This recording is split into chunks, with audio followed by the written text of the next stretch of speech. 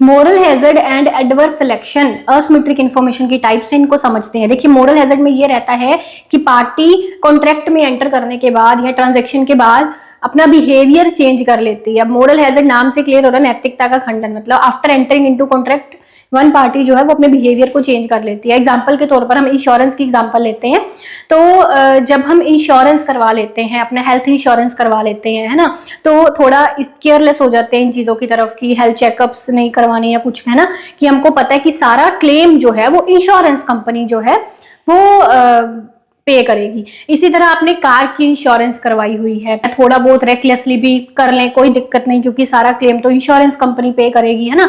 इस तरह के बिहेवियर को हम बोलते हैं मोरल हैजर्ड, क्योंकि इसमें जो इंश्योरेंस कंपनी है उसके आपके बिहेवियर चेंज होने के कारण उसको प्रॉब्लम आ रही है ना। असिमेट्रिक इन्फॉर्मेशन, अब इंश्योरेंस कंपनी को नहीं पता था कि भाई ये बंदा अपने बिहेवियर को चेंज कर लेगा आफ्टर एंटरिंग इनटू कॉन्ट्रैक्ट, है ना, ये चीज। अब एडवर्स सिलेक्शन समझते हैं।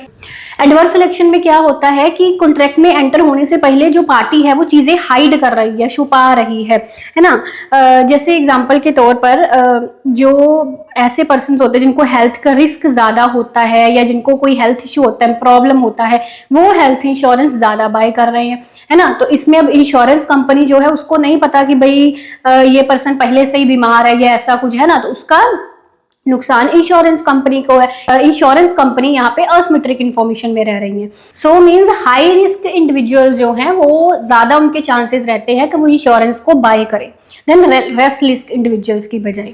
तो ये चीज। अब इसके अलावा अगर मैं ये सेम एग्जांपल आपको टीचिंग के पर्पस से या कोचिंग के पर्पस से दूं तो इसमें क्या हो सकता है, जैसे एडवर्स सिलेक्शन है। मान लीजिए कोचिंग इंस्टीट्यूशन है, वो मनी बैक गारंटी दे रहा है कि अगर स्टूडेंट पास नहीं हुए तो मनी बैक करेंगे, आपका पैसा सारा वापस करेंगे।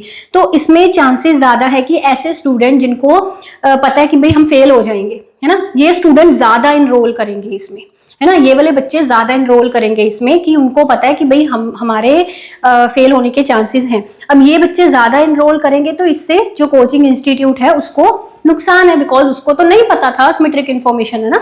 इसी तरह अगर मोरल हैजर्ड के कंटेक्स्ट में हम ये वाला एग्जांपल लें, आफ्टर एनरोलिंग, जैसे मैंने कहा था कि मोरल हैजर्ड में क्या होता है, आफ्टर एंटरिंग इनटू कॉन्ट्रैक्ट। अब आफ्टर एनरोलिंग स्टूडेंट जो है वो पढ़ाई पर ध्यान ना दें या इतना सीरियसली ना पढ़े, उनको पता है कि मनी बैक ही होगा, है ना। So that is problem of moral hazard.